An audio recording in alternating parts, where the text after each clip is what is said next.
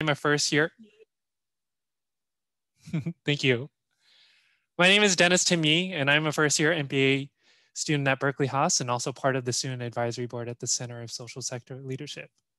We wanted to ground the event with some poetry, and I'll be reading a poem that I wrote called Time Left to Live.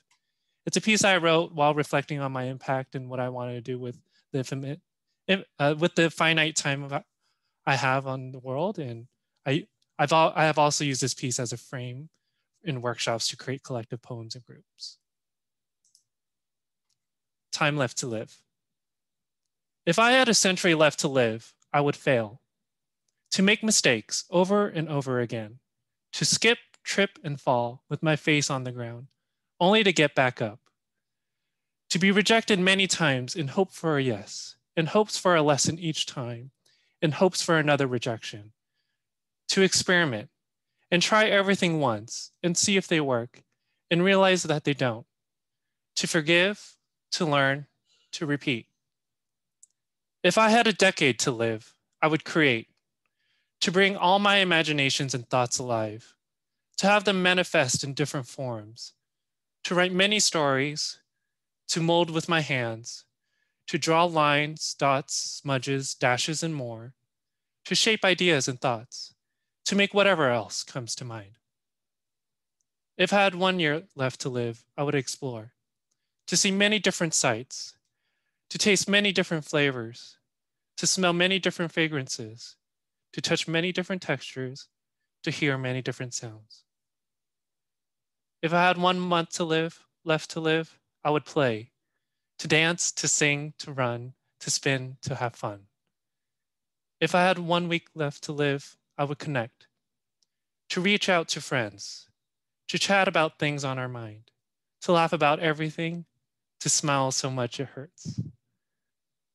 If I had 1 day left to live, I would love, to be with family, to surround myself with people who care about me and I care about them. If I had 1 hour left to live, I would remember, to reminisce my memories, to relive my moments, to recite my memoir. If I had 1 minute left to live, I would prepare, to get ready for what is to come. If I had 1 second left to live, I would. Thank you. So for folks who just joined, I'm going to repeat the Zoom rules. Please keep yourself on mute, and if you're comfortable, turn on your video. We are recording this event, and we will have time at the end for Q&A. So if you have any questions during the talk, please enter in the chat, and we'll ask them when it's time. We're excited to have Dr. Carmen Rojas join us for our Path Bending Careers speaker series at the Center of Social Sector Leadership, or CSSL. CSSL is a destination at Berkeley Haas for cross-industry leadership advancement towards social impact. Whether students seek to consult with social sector organizations, founded social enterprise, or become effective philanthropists, lead through board governance, or pursue a career in the sector, the center provides the leadership education and support to help them succeed. We will have Cristy Johnston Limón, CSSL's new executive director as of 1 month, in conversation with Carmen with some questions beforehand. Cristy joins Berkeley Haas as a serial social sector leader, having mostly held executive director roles at a national poetry and spoken word organization, Youth Speaks, an Oakland-based performing arts organization, Destiny Arts Center, and an economic development organization, San Francisco Auxiliary Action Group. Her professional experience includes real estate and community development, policy as a state Senate legislative aide, and a nonprofit leadership with a focus on organizational change. Cristy is a graduate from Berkeley Haas EMBA program at 2016 and has a bachelor's with honors in political science also from UC Berkeley. And now I'm pleased to introduce you all to Dr. Carmen Rojas. Carmen is the president and CEO of the Marguerite Casey Foundation and also the youngest Latina president of a nationally endowed foundation in the United States.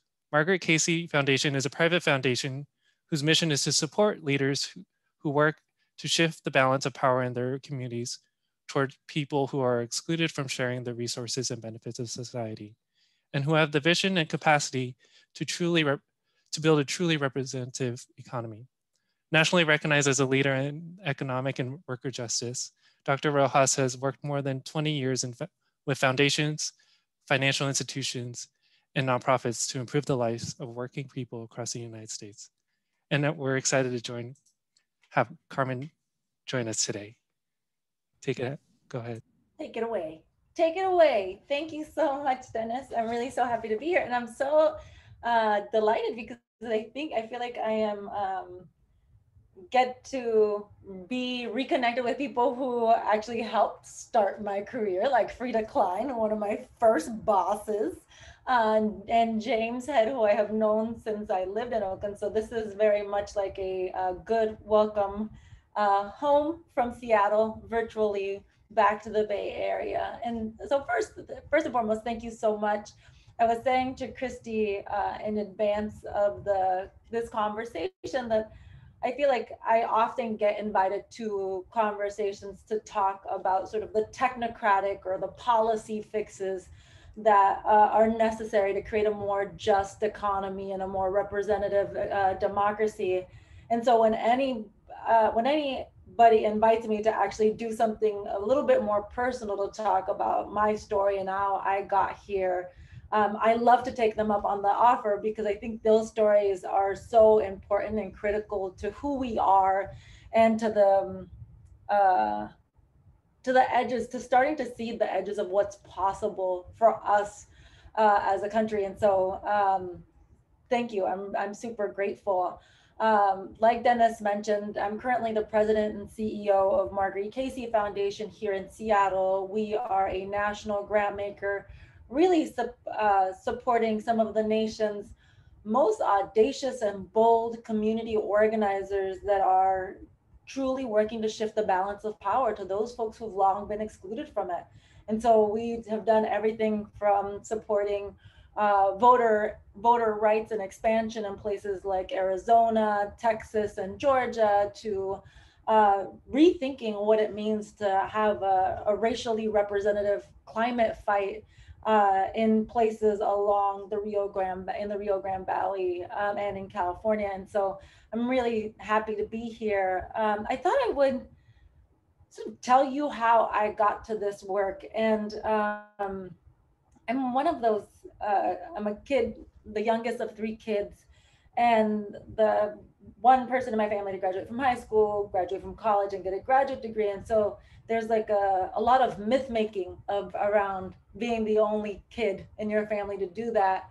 And I often deflect away from that because the person who made all of this possible for me was my mom. She is a now 79-year-old woman who immigrated to the United States in the 1950s to San Francisco. She's the second eldest of 17 kids from a really small rural town in Nicaragua. And as a teenager, made a decision that she wanted more for her life. Like there just weren't a ton of economic opportunities. And so she made the hard choice that I think many people make every day to leave the sights and sounds that are familiar to them, to sort of upend their very existence, to come to a country where they don't speak the language, where they have limited rights, but where they see the promise of being able to realize a life of greater economic opportunity than would be true if she had stayed in Nicaragua. And so she came in the late 1950s. She worked in the Mission District. She worked at the last Levi's factory in the Mission District, and she moonlighted as an office cleaner. So if you know San Francisco, she worked at the so funny that Cristy and I were just talking about this, but like the very first Bank of America building on 1 South Van Ness, that's now was the redevelopment agency up until recently. And so she would moonlight cleaning this office building, and one day was offered a job to actually work at the bank, work at Bank of America as an entry level employee at the bank.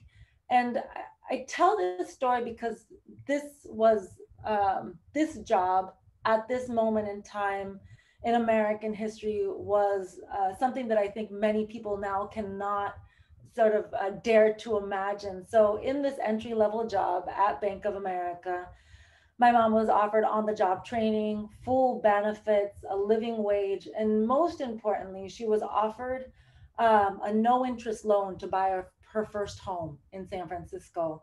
And that house became like the rocket ship that catalyzed everything else that was possible for me in my life. And I think it's important to tell that because there was a moment in time, and the time that my mom immigrated, right? She immigrated to the United States at the peak of the civil rights movement, at the peak of the feminist movement, at a moment in time in the United States where the pay disparities between the CEO and the lowest paid worker was in the single digits and not in the triple digits as it is today.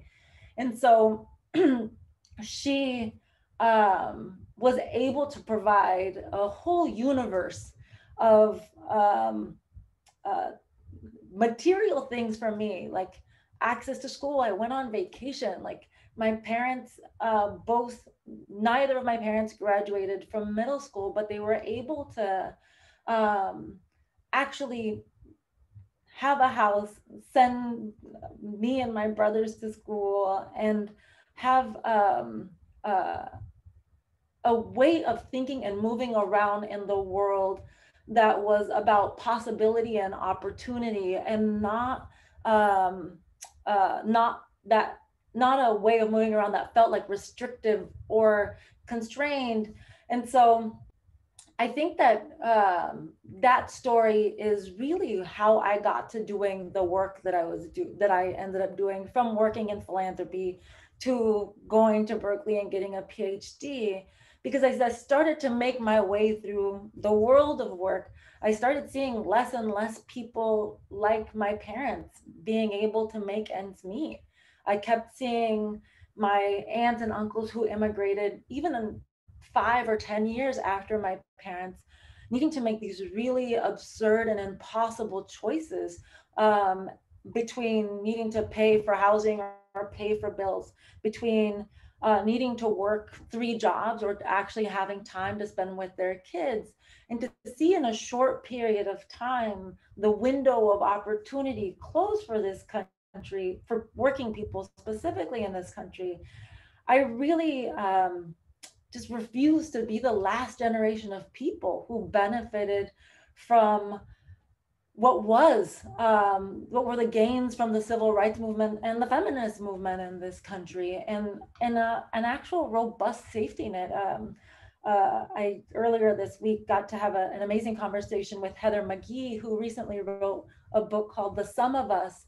And in it, she documents these really amazing investments that were made when the beneficiaries of our society were deemed to be were seen as only white men, but as more and more people of color started to make claims for those rights, we started to see what she calls the draining of the swimming pool. Like, the story that she weaves together is that in cities across the United States, there were these free, really amazing public swimming pools that were like available to anybody, and were racially restrictive. And as people of color sought to exercise their right to use these public spaces that they'd paid for,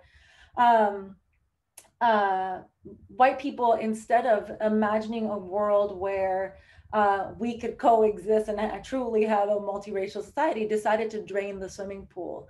And so my mom came at a time when these public swimming pools were available to us.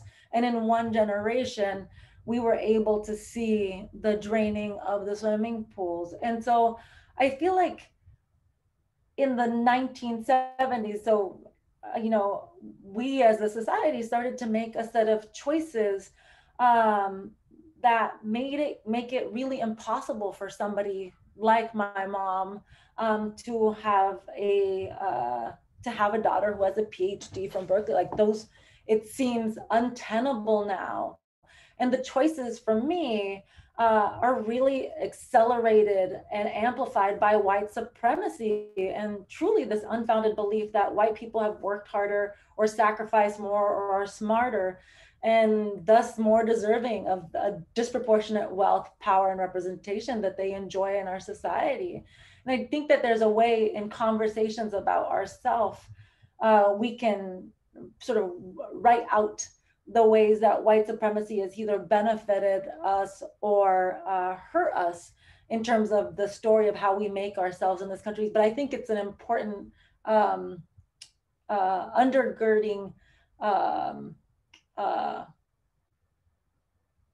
the undergirding impact of white supremacy on how we move around in the world is so critical that I would be remiss not to mention it.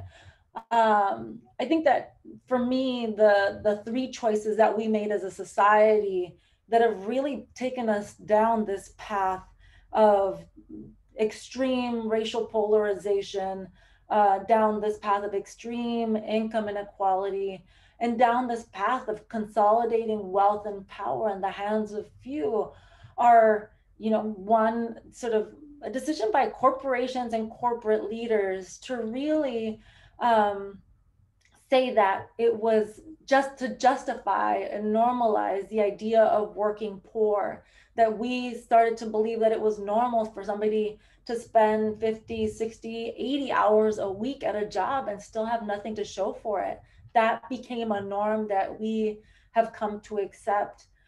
I think the second is really an underinvestment in the public good. So actually, I've been thinking a lot about the set of politicians from both parties and corporate leaders and academics who really have pushed this project to delegitimize government, from the belief that taxes are inherently bad to the narrative that anything that government touches is doomed to fail. I feel like we sort of, what started us down this path was a real willful neglect of the amazing gains made by my mom when she immigrated here, because there was some semblance of a safety net, some semblance of worker protections, some semblance of rights that our government provided us. And I feel like the most interesting and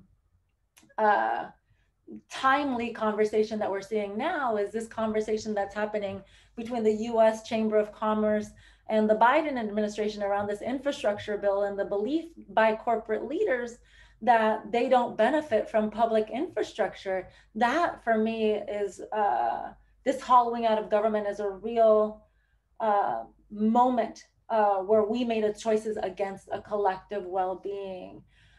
The third set of choices, again, also really timely, is this idea that we really work to undermine worker power, that we've decimated labor unions in this country, and again, timely in this moment where workers in Alabama are working to be unionized. But over the last 50 years, we've seen such a rapid decline in working people being able to have some semblance of power. And so what's brought me to all of my jobs has been a true commitment that these three things are not only real, but they're real choices made by people, and that we have a different set of choices in front of us every day. And so I loved your poem, Dennis, mostly because it's an invitation to think about the ways that we want to use our time to be in service of a better, more robust, more representative and just democracy and economy. And so I am now in this role at the Marguerite Casey Foundation, but as Frida will probably know, the tenacity and the fire and the belief that I have that we can be doing so much more and so much better for a collective us is something that has been a real animating force for me. And so I'm really glad and grateful that you all have me here, and that you guys created some space for me to share the story of my mom and the set of ideas and beliefs that are animating my work today as the president of Marguerite Casey Foundation. I'm excited for our Q&A and my conversation with you, Cristy. Wow, thank you so much, Dr. Rojas. I'll call you Carmen now, Yeah. if that's all right. for sharing that really powerful sort of grounding in the work. I know that much of mission-driven work is very much grounded in our lived experience. And one of the reasons why I think CSSL has been so impactful is that at our very core, it's about what is it within us that we bring to this work when we're centering ourselves, our communities. You talked about your mother, that we want to then perpetuate in the world. And I think that your story for me just really, number one, so much resonates. I didn't realize you were Central American. My family is too. They're from Guatemala. My grandfather's from Managua. There are these waves that we saw that were driven by first, economic policies and practices that as we know, the United States practiced and then instilled in Central America, these interventions that then drove, different waves of migration for different reasons. You talk about opportunity. And I love that you talked about how you refuse to be the last generation that benefits from the civil rights movement. Yes, and that this is a choice. And so we're here today because we're making the choice to center us. And so again, just want to thank you for sharing your story and want to dive into a little bit about your career trajectory, because we're very interested in sharing that. How did you get to be where you are? What was, when you think about your career path, what were some key points that brought you to where you are today that you might want to share with folks who are here today? Yeah, so my experience has often been that like people dawn on me this sense of like that I had something inherent in me that like drove me to do the things that I'm doing. And I actually believe that it was a set of people who saw a world of possibilities that were available and open to me that I couldn't even see for myself. So like I mentioned Fred Blackwell as a perfect example, like having an early conversation right up. When I finished undergrad, I got a job in Oakland and was making maybe like $60,000 a year. And you couldn't tell me that I wasn't the richest person in the whole wide world. Like I was making more money than anybody in my family had ever made. I was young. I didn't have kids. Like it was like I was on Jeff Bezos. You could not have told me otherwise. And Fred Blackwell and I shared an office, who now runs San Francisco Foundation. And he was like, so, but what are you gonna do? Like, you can't be like a program assistant forever. You have you have to go to graduate school. Like, what's the plan here? And I was like, what do you mean, what's the plan? This is it. I graduated from college. I was, again, you could not have told me any. Yeah, exactly. And so I feel like there were people who intervened in my professional career, in my academic career, who were able to tether together a fate for me that was about always being whole and authentic. So I say this to Frida all the time. I worked for Mitch and Frida right out of graduate school. And Frida was the first white person that I'd ever been in a room with that would call white people out on their racism. Like, just like, in like the most casual, like it would be like a casual conversation. And it was, it created so much space for me to feel safe, to feel empowered, to feel emboldened, to feel like there was like the crazy making, I think, of white supremacy, especially for people of color, is this like constant need to justify racism and like how it shows up in the world.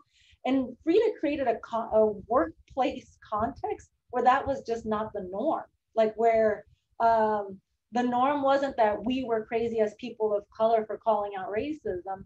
The norm was that white leaders of organizations like Mitch and Frida were going to call out racism at every corner so that we didn't have to engage in the crazy making, right? So I feel like Frida has been a tremendous force for me, Cristy.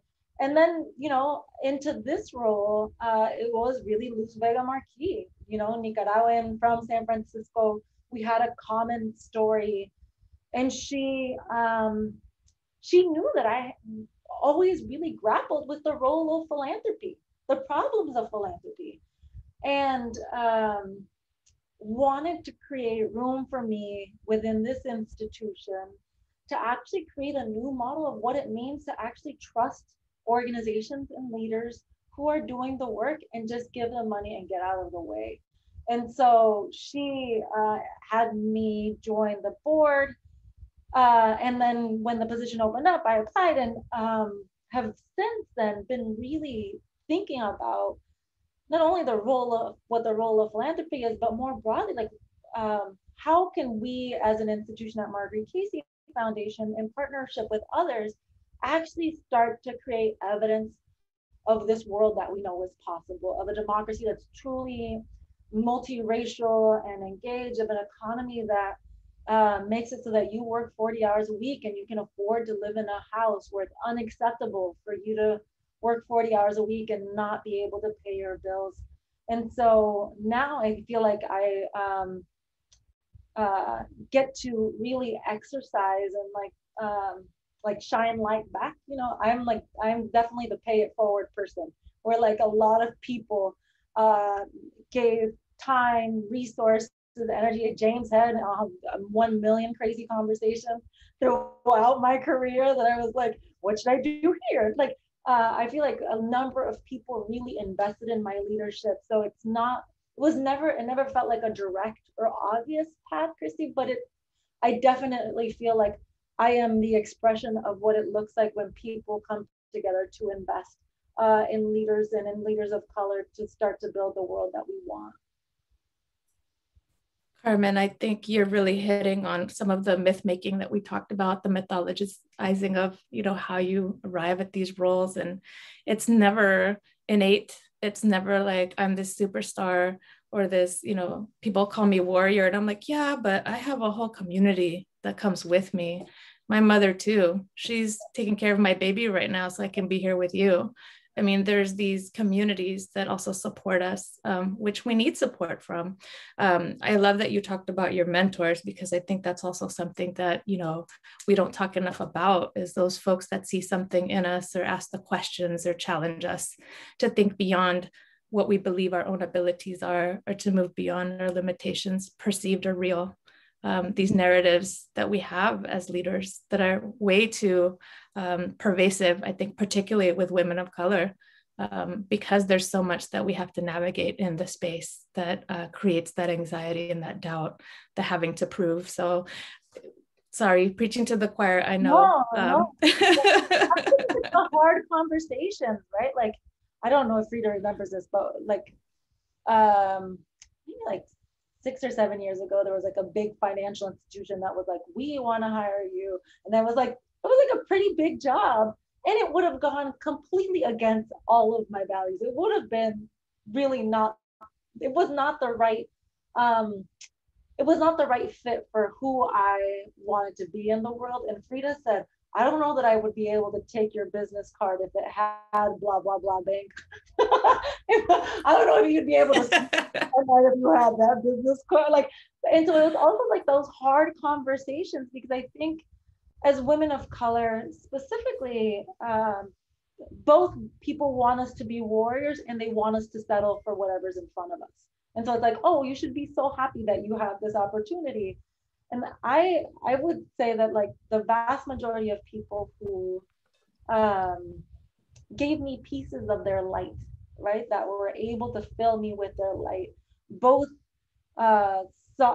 saw so much more from me than I ever imagined was possible for myself, but also held me accountable to those values that I hold so dear, in easy ways and in caring ways, but sometimes in like difficult ways, and not in a desire for me not to settle to what was easiest, and instead to commit to actually doing the things that are going to bring me joy. Absolutely. And I think that is just such a great place to be in your career, to be able to do that. And I always thought I needed to achieve some level of, I don't know, success in order to choose to do that. But no, I think you just start to find those things that bring you joy and gravitate towards them. And at least for me, I ended up at my dream job here because I centered that joy. What is the impact that I want to make in the world, and how can I scale that to the highest degree possible? And what better way than to work with leaders across industry who know that the decisions that they make and the choices they make every day have a human impact, and center that. That is just, that's the juice for me. You talked a little bit about some career challenges. Are there particular ones that you can think of, and any learnings that we might derive from how you address them? Yeah. Yeah, I mean, I feel like a lot of people, and I shouldn't say this. As a woman of color, I think that for a long time, I started my career working with Mitch and Frida, and had a cultural context that would distort the way that I had engaged with white people in the workplace after that. And so the next person that I worked for was like notoriously a racist person. At some point compared me to his domestic worker, like just the whole host of macro and microaggressions in the workplace. And I found myself like tucking myself in, like hiding parts of myself. I think about like that, you know, being in my late 20s, working with Mitch and Frida, I feel like it messed up every other white person that I had to work for. It really did. And it like distorted my own perspective, because I, at that point, had a belief that like if you were doing social change work, regardless of where you were, that you were committed to grappling with issues of race and issues of white supremacy and how they present themselves in the workplace. And that's just not true. In the nonprofit sector specifically, I think a lot of white leaders get passes because they're doing the good work of not needing to engage with the critical issues of the ways that they have amassed power. You know, like this is happening here in Washington State. As a new person to Washington State, I came here and I was like, everybody kept on saying there's too many white people. Like, it's a majority white place. You're going to go from Oakland to Seattle. That's crazy. How is that? How are you going to be able to handle that? And when I came here, the thing that struck me is that it's not a majority white space. Like, there are a ton. Third largest employer in the state are Native American reservations. They're like, there's a huge South Asian and East Asian community here. But the people who have political and economic power in the state of Washington are white people. And I think that those things are often confused. And so when I think about challenges in the workplace, they've really been those challenges that are in my career that have forced me or made me feel like I needed to hide a part of myself in order to keep going, like where I couldn't afford to lose a job as a perfect example. So I was like, well, you're saying something really inappropriate right now, but I can't afford to lose this job.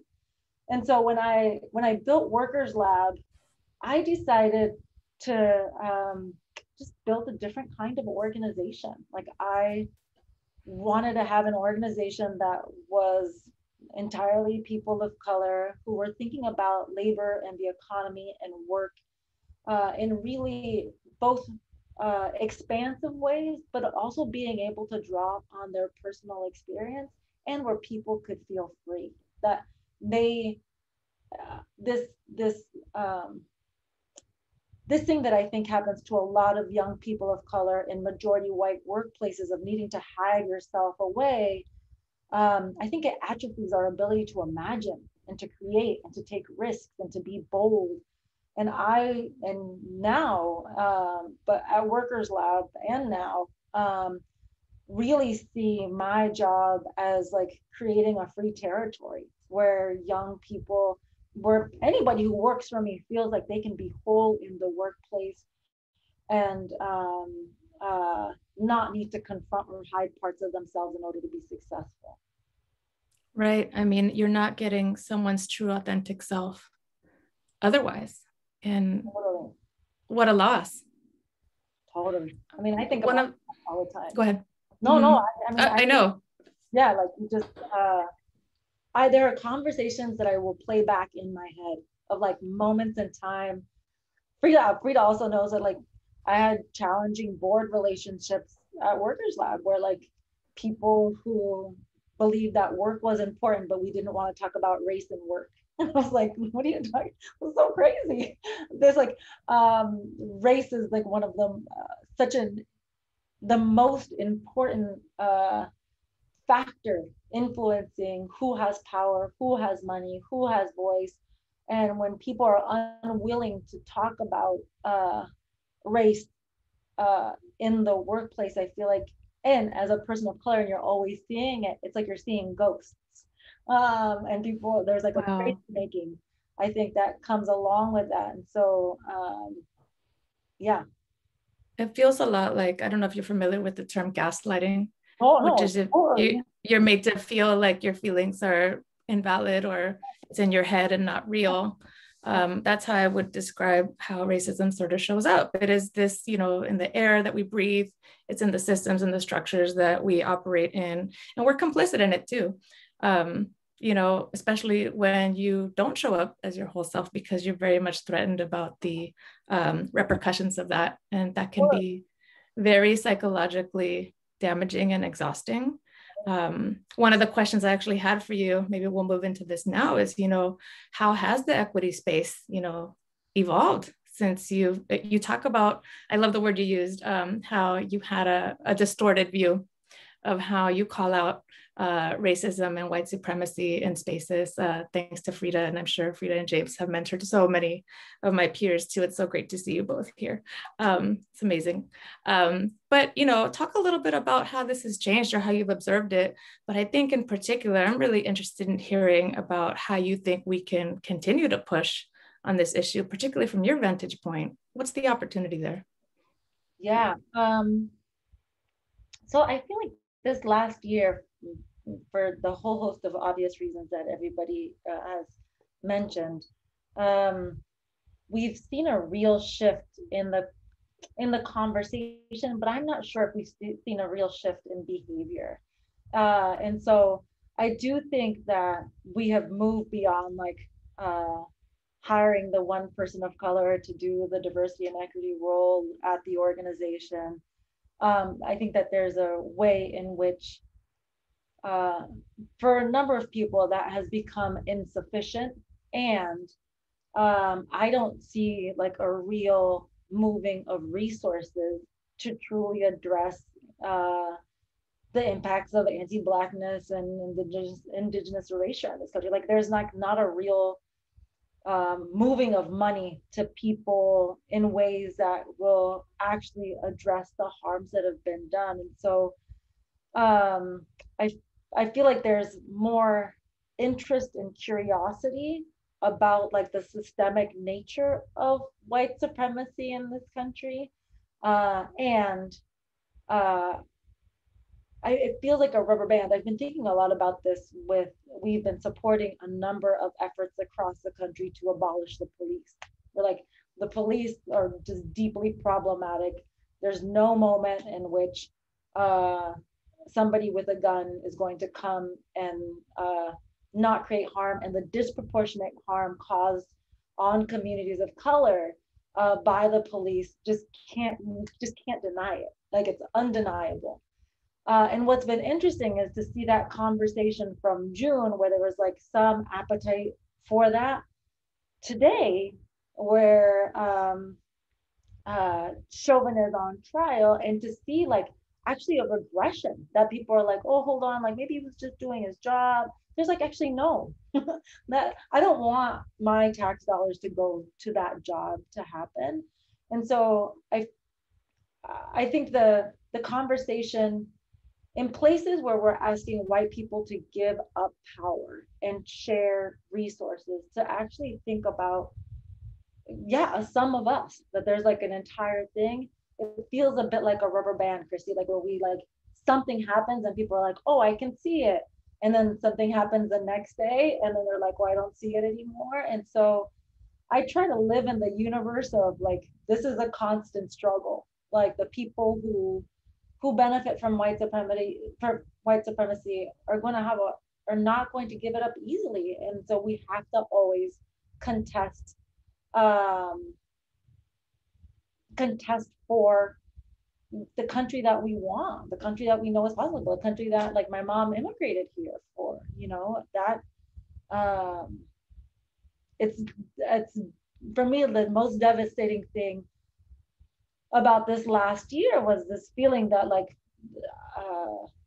we didn't know until like after the election, like there was a whole realm of possibility where Donald Trump could have been president. Like where are these like consolidating of power in this way in the hands of people who don't believe that I belong here or that this country should include people like me and you, that is a really that's a loud and true force. And in work, in philanthropy specifically, like I think that there's a lot of conversation, but I'm not seeing a lot of forward motion, if I'm honest with you.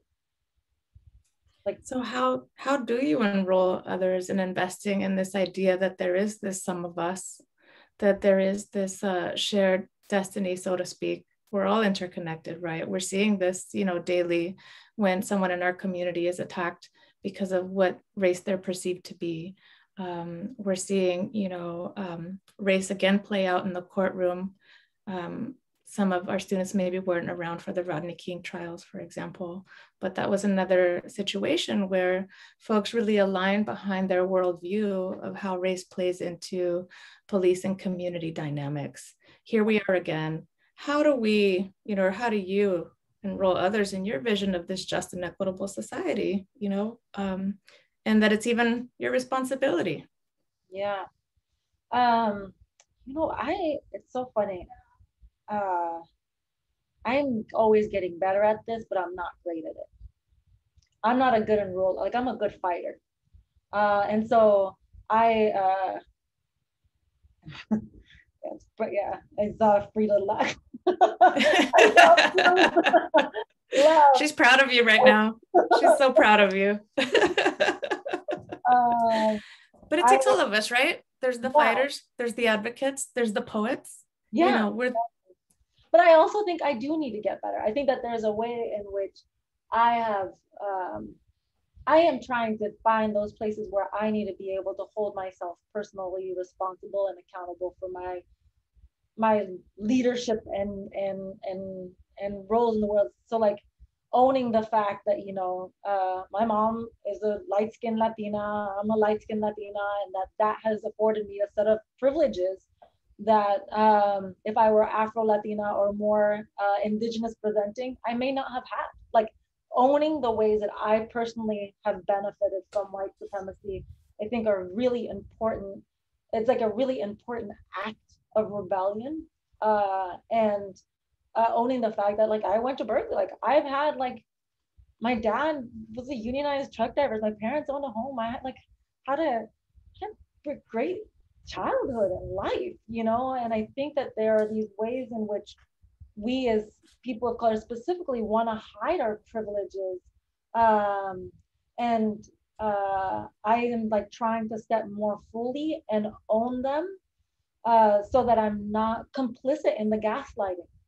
I don't want to be complicit in the crazy making. I've actually tried. Well, when I started the job, I started to convene a group of CEOs. It was like now grown to like 30 CEOs from across the country, majority people of color, who wanted to have a conversation about like, what does it mean to be an anti-racist CEO in philanthropy? And what I realized is that like the insight that wasn't really clear to me until the first set of convenings is that in philanthropy and in our sector, there's a lot of like myth making about individuals taking credit for people's work. Like we gave somebody money, they did this thing, so really we did that thing, and so we won. It was us. And there's like so much money and energy spent behind like how we won. and not real honesty about like, it's our job to give out 5% of our resources, for us 6% of our resources every year, and to invest 95% of our resources.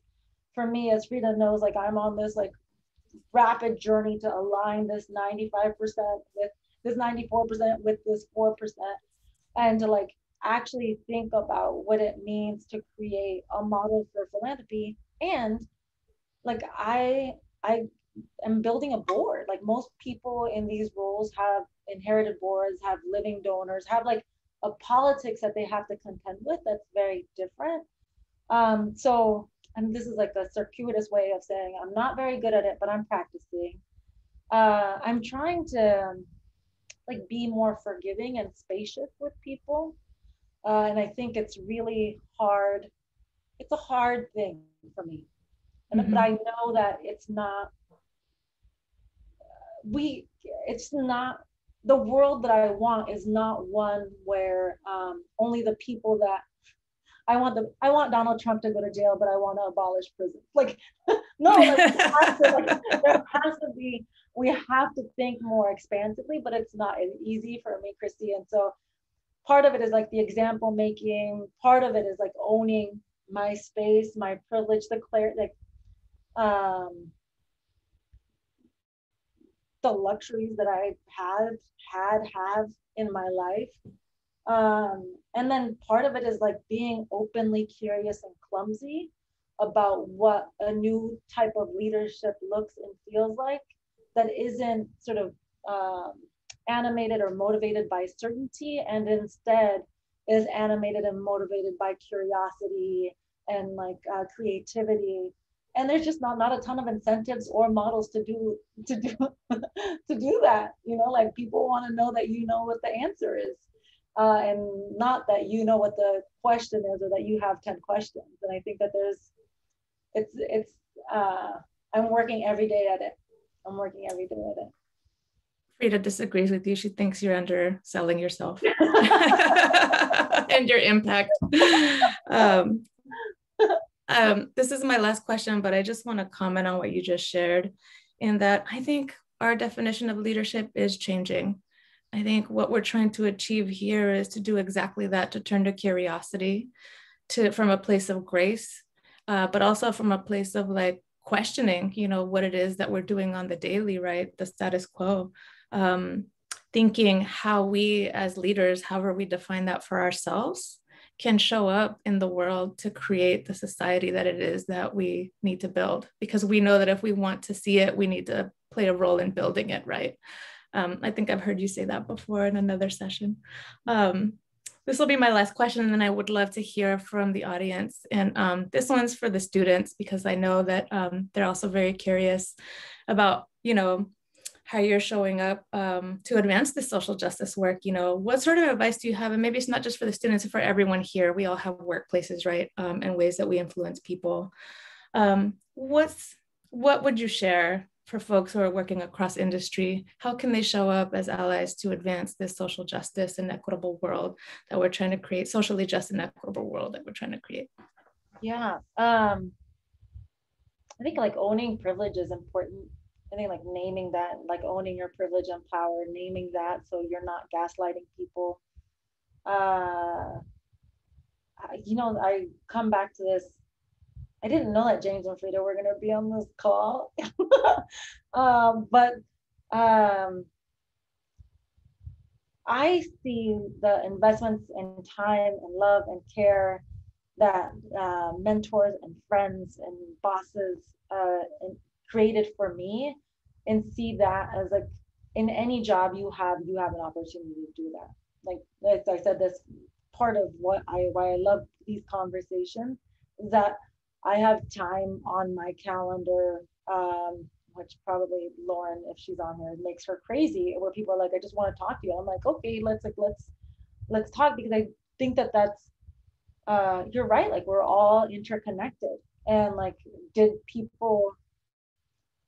I could spend a whole bunch of time like throwing darts at the people who underestimated or never imagined my getting a job like this job, or I could spend time cultivating and pouring water, sharing the light given to me to other people. And so seeing every opportunity to like have those relationships, and it's, for me, it's been really specific to like supporting women of color, and like just being available as much as possible. So that's the second, like everybody's a mentor all the time. Everybody's a mentor and a friend all the time. I think the third is like owning like the limits, right? Like that there are, you're right, like we're constantly a work in progress. And if I came here, if you would have asked me that question and I would have said, well, like this is how I organize, this is how I show people grace. I just got off a call with somebody where I really was not showing any grace. And I was like, how do you have this job, sir? This is just, you're so silly. Like, and so I want to be able to own the fact that like we're like fallible, and like one of my dear friends is a woman here in Washington State, Nicole Jumaher. She's a Native woman who is like me, like she runs a national foundation, and it's the largest C4, so it's like the largest, second largest C4 foundation in the country. So they do political giving. And we were both on this call, and before the call, we were like, we have to like be on good behavior. Like we just can't be mean to this.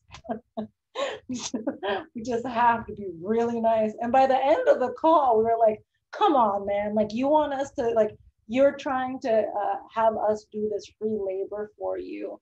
And then we got on the call right after, and we were like, oh God, we really tried.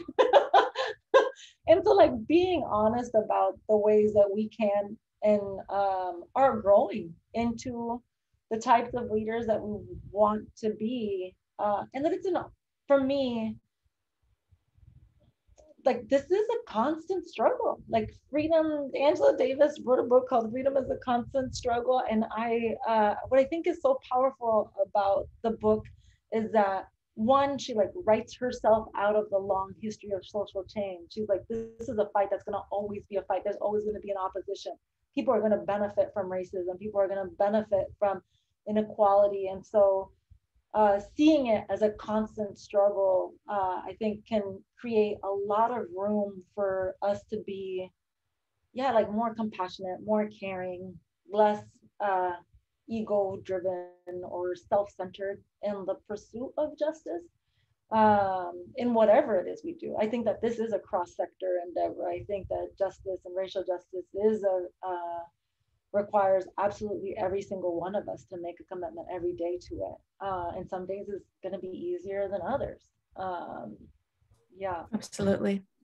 And I'm going to just hazard a guess that we're not always going to show up and do our best because of the fact that this is constant, that it is labor intensive, and it is exhausting, and it's not your job, but you've chosen to do it, right, on behalf of others. And so I just want to thank you. I could talk to you all afternoon, and I know that we have other folks here who are probably really excited to speak to you directly. And so definitely want to open up the floor to see if this conversation has triggered any questions or comments from the audience. So thank you, Carmen, for sharing so much about, you know, who you are and where you come from. It tells me a lot about where you still have yet to go. So thank you. Thank you. This is a lot of fun, and I'm yeah, I feel like we have a lot of people, universe, a lot of ties between you and I, and I'm excited to continue to get to know you. We are all interconnected. Mm-hmm. Dennis, would you like to facilitate the conversation? And you know, if folks don't feel comfortable writing a question in the chat, if you want to just raise your hand, Dennis can also call on you and you can ask your question directly. Don't be shy. We are going to close at 1:55, so we still have some time.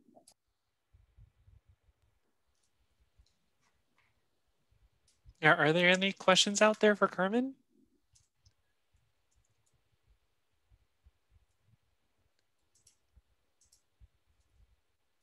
Come on, Haas, I know you're not shy. Are you tired of being the first? I understand. James, I see you unmuted yourself. Yes. Come on in. Yes, but so hey, Carmen, good to see you. So I don't have a question. It is much more. I can't not sit here and listen to Carmen and not say how proud and excited I am about her for her, and I think she truly is an example of one who is destined to continue to be a leader as we sort of go forward. And I'm especially excited that she's in philanthropy, because she kind of downplayed the level of, I think, challenge and struggle that philanthropy has as we've gone through this time, especially in the direction of racial equity, social justice, white supremacy, and resources. And so I just, I could not be on the call and at least say that. So I just wanted to share that. Oh, thank you so much, James. And yeah, the thing with philanthropy that's so weird is that,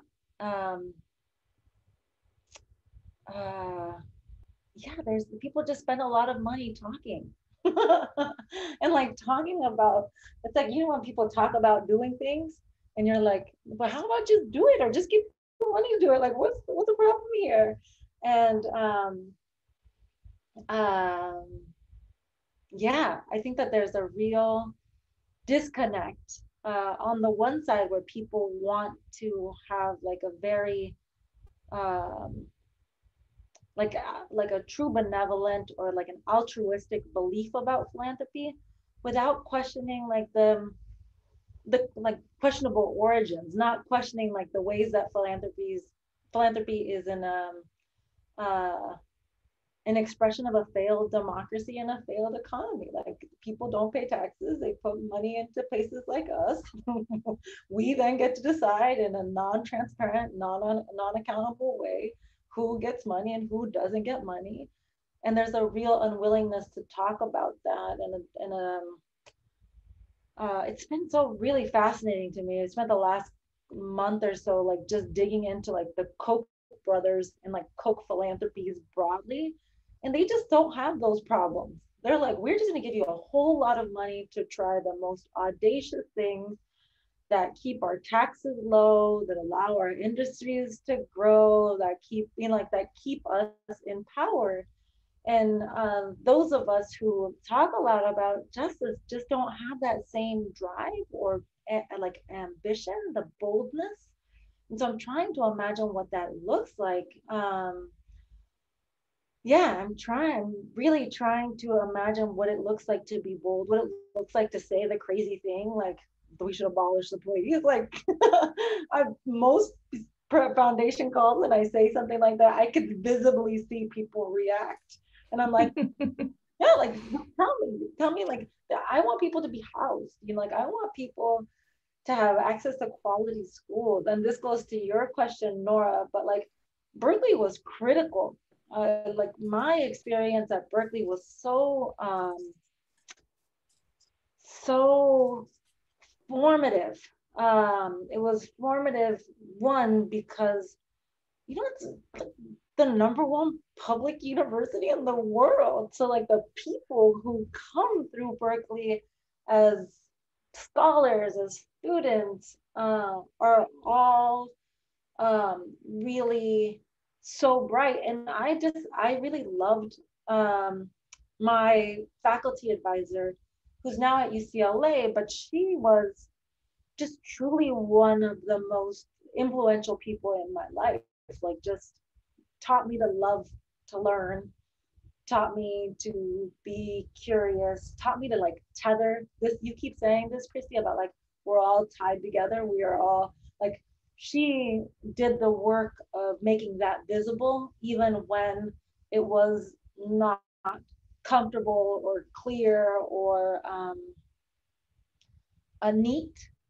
And so I feel like Berkeley, Berkeley was really, really important to that experience. And then being in the Bay Area at that time, yeah, having grown up in the Bay Area, I think I just never, Berkeley felt like so far away from my whole entire reality. And then getting to go to Berkeley and seeing what that, like, the implicit genius that is conferred upon you when people know that you went to Berkeley is pretty astounding. And so there's also that I think that I would be remiss if I didn't mention as also like a privilege. Yeah.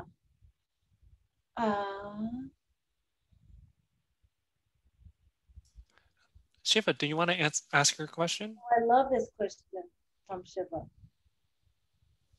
Sure, thank you so much, everyone. Really appreciate this. My question's around, Carmen, your advice for the few of us who are working class going through top MBA programs. You know, it's a struggle to say the least, but also, you know, generally, you know, from your perspective, what do you think, you know, business schools can be doing more to prepare us, to all of us, to be racial economic justice leaders and not just, you know, successful corporate or business leaders? Yeah. I mean, I think that there's a real shift that's happening right now, Shiva. Like in the last couple of years, there's been a move, a more concerted effort, one to like to interrogate the roles that business schools have played in like undermining the social contract and like teaching people not how to like build a fair economy, but instead how to maximize profit at the expense of working people. That there's a move to interrogate the role of business schools in perpetuating into inequality that I think has been super fascinating. I think Michigan is like, there are a bunch of business schools, but there's like a coalition of business schools that are doing the work of saying we need to do better, and this is one of the ways we have to do it better. I also think, you know, one of the false things I think about the nonprofit sector and philanthropy generally is like a belief that we don't run organizations. Like we are also running businesses. We have to make payroll. We have to think about insurance.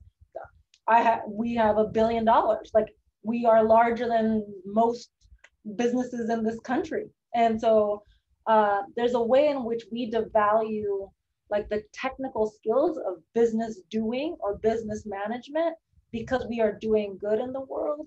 And then we let corporate leaders off the hook from needing to do the good work. And so I've been struck lately, especially like by what's happened in Georgia and what happened yesterday in Texas, where you have like a set of corporate leaders who made these really big and bold statements around racial justice earlier this summer, who have been absolutely silent until after the fact about restricting voting rights, like in crazy ways in these states. And I think that there's I think that in order to be a good business and corporate leader, you have to be a racially and economic mindful of racial and economic justice and contend with racial and economic justice. I don't think those two things should be taken apart, because if we do, we let private sector leaders off the hook from needing to do the work of being contributors to our society. I hope that's helpful, Shiva. Yeah, it is. Thank you so much. Thank you for your continued leadership and those insights. I think a lot of that is pertinent at Haas as well, but you know, I think there's just a long way to go. But I agree with you that there are some of these openings, and I look forward to trying to be and build at some of those bridges along with others.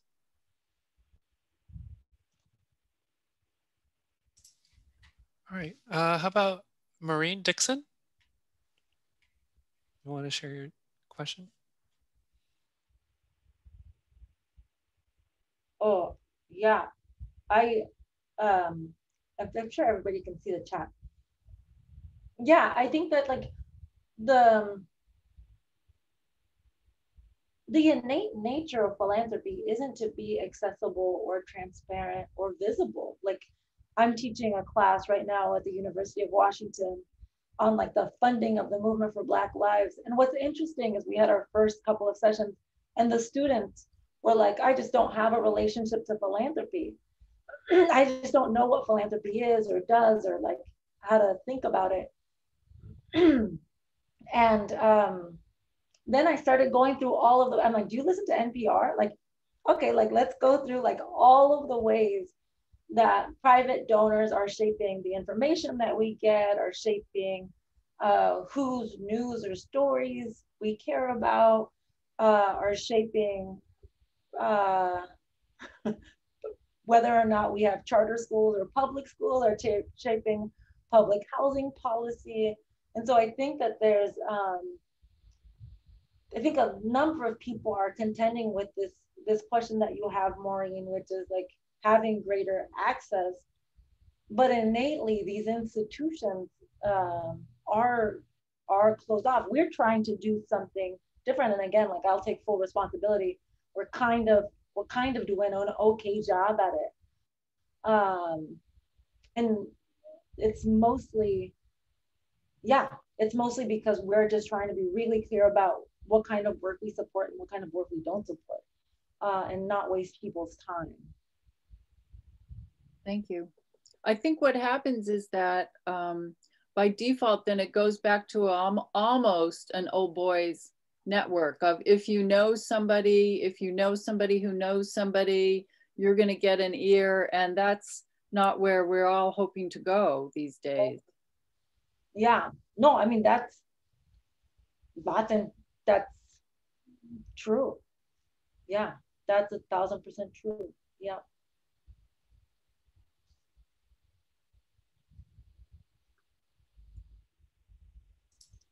Are there any more questions? I think I see more comments from Molly Shepard. Hey, Molly. Molly actually works with donors. Thanks for having me. I'm about philanthropy and white supremacy right now, and it's just, I'm really hyped right now. So thanks for everything you're saying.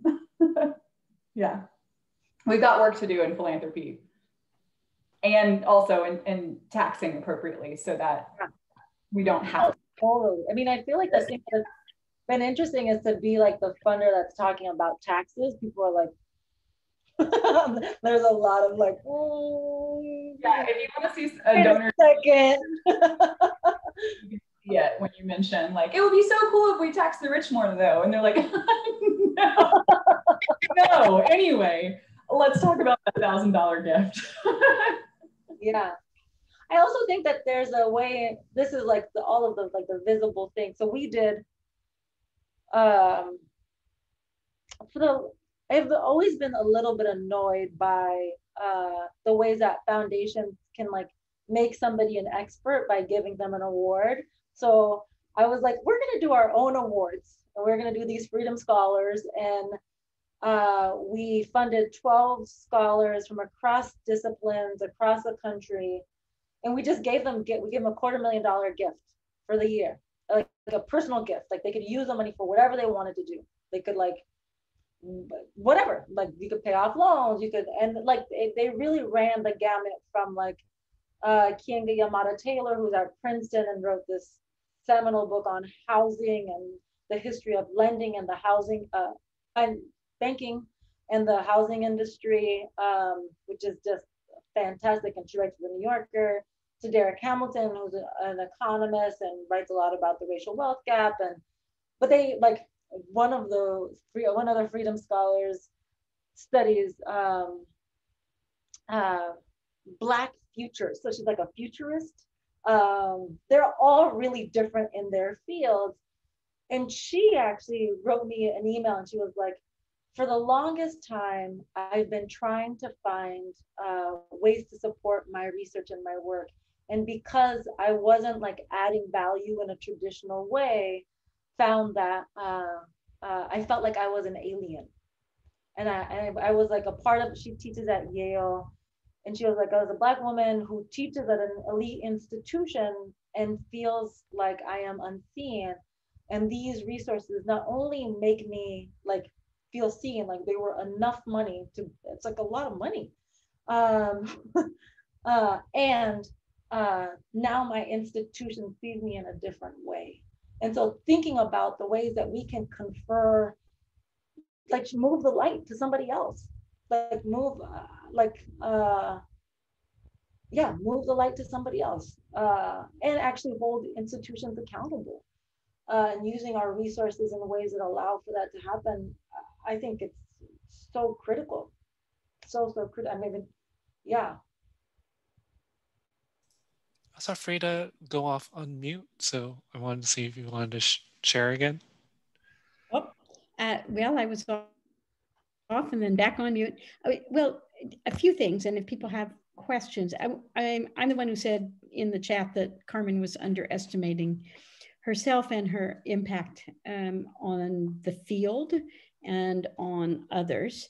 But I just want to say how proud I am of Carmen. It was clear when she was a newly minted PhD, and I said to her way back then, you belong on a bigger stage, and have tried in intervening years to help her get comfortable owning that she belongs on big stages. But I also think I want to make just a couple of comments in response to things that Carmen has said, but also a couple of the questions. And I think I have very little kind to say about big philanthropy or about business schools or higher education in general. And I should say I sit on the UC Berkeley Board of Visitors, the Chancellor's Board of Visitors, for full disclosure. And that is that I think that these are institutions that do far too little of holding up a mirror and understanding the ways in which they have slowed down movements and progress. And so I think that there's a lot of opportunity for those institutions to change, but not unless they see the need for themselves to change, not just to have a different curriculum or a different slate of grants. I think we need to question, as Carmen was talking about, anointing new experts. I think we need to question why it is in this society, if you're rich, you get to set policy, having no experience, no expertise, no nothing. And so much of what big philanthropy does these days is sets national policy as Carmen said, in a completely unaccountable way. So I do think that the light at the end of the tunnel is more leaders like Carmen. I think the light at the end of the tunnel is stakeholder capitalism instead of shareholder capitalism.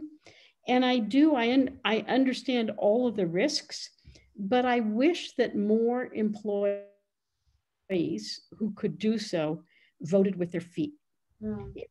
You would have a very different experience of all the proposed voter suppression laws, and let's just be direct, that's what they are.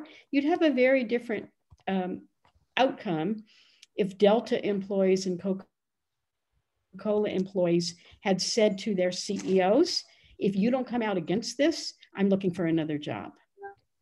And I think we need to look at those connections, whether you're in academia, whether you're in philanthropy. How do you support corporate workers, if not corporate leaders, but corporate workers, and holding the leaders accountable? Yeah, yeah.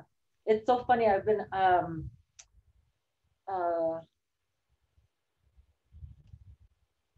trying to figure out what that pain, what is the real pain point there? Because even for me, this is the quintessential challenge that we have right now, is that even though before the pandemic we were at close to full employment, where the state for working people should have been at its best, we were at our absolute worst, where corporations had no incentives to pay people more.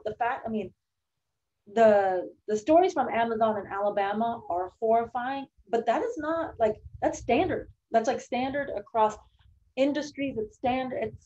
It's standard. If you're a low-wage worker in this country, we have the fact that we can call people low-wage workers is absurd.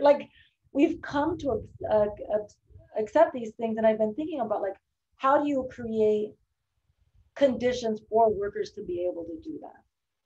What are the right I'm clear, like from my position, it's easy to be like, quit your job and then I'm gonna live in my apartment mansion. That's not gonna be super helpful.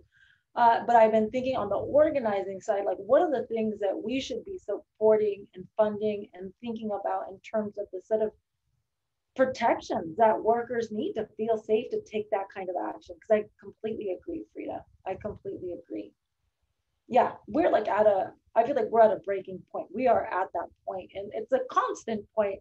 But right now, everything is absolutely visible to some. Like I'll say, like for the largest grant maker in the state of Washington, who funds globally, who comes from, its first name rhymes with Hill and last name rhymes with Hates, still don't believe that race is an issue. Thinks literally just talked to a set of partners where they said, if we talk about racial justice, it's too polarizing.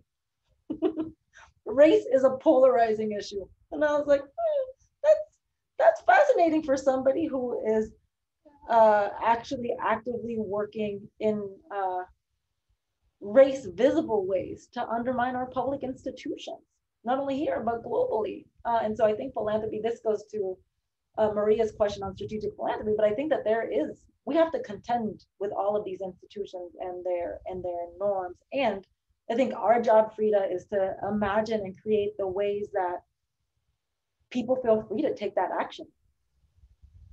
Yeah. Absolutely. And I do think, one of the things, Carmen mentioned this, and I want to emphasize it in light of some of the comments too, which is Carmen and I recently were talking about how is it that we can pressure more large institutions with endowments. So that's universities, that's pension funds, that's foundations. How do we pressure all those organizations with large endowments to invest them in ways that are gap closing? That's our investment criteria at K4 Capital. How do we put the pressure there?